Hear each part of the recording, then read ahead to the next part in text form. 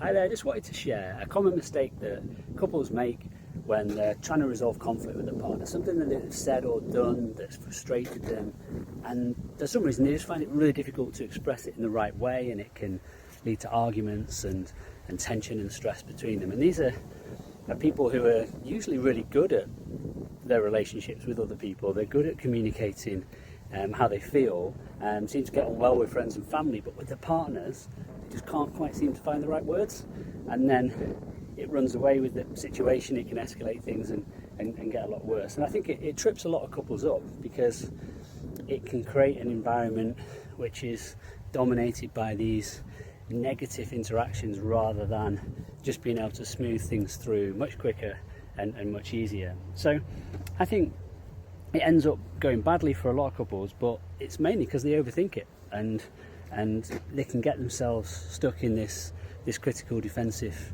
cycle. So I think there are two key things to be thinking about, two key areas to be aware of, and to have those at the forefront of your mind when your partner's done or said something that's frustrated you. And the first thing is, what's your objective with what you're trying to say?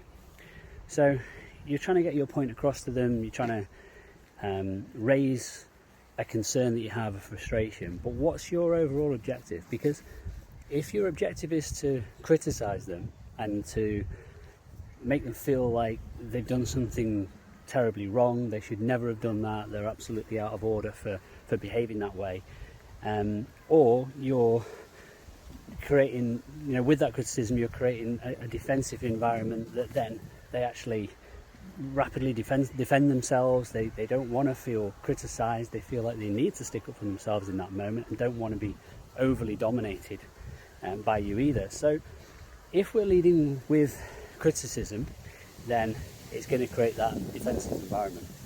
If we're leading with curiosity, and we're just genuinely curious as to why they have said and done what they've done, and where they were coming from with it, and then we can get across our point of view and say how it felt for us and what it meant for us when that happened, that's a completely different dynamic that plays out.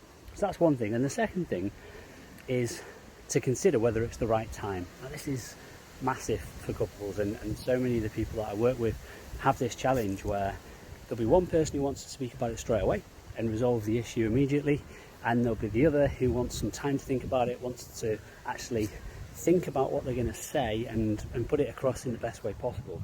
So is it the right time to actually have this conversation about this topic? And if it's not, then when is? When can you both agree that you can sit down within the next day and actually have the best conversation you can have about it?